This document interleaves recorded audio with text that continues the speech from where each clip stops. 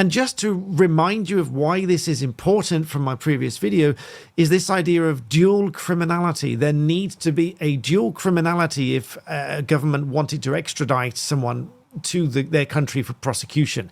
So in this case, if there were, and there was a hint from Sir Mark Rowley that they would possibly look towards prosecuting people further afield, making comments online and so on, so hinting at Elon Musk, there would need to be this dual criminality, so it would have to be an offence both here in the UK and in the territory, in this case category 2 territory, which is the USA.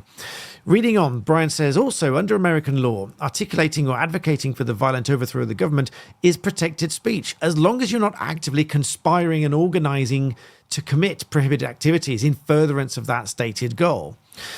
Brian says, I can stand on the street and publicly say, I advocate overthrowing the United States government. I advocate attacks against the government forces and buildings, and the use of any means available is justified in the revolution. Long live the revolution, you could say, Brian says, and that is protected speech and expressive activity.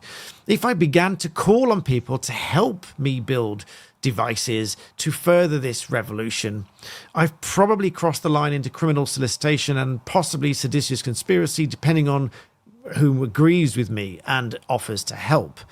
And then concludes, Mr.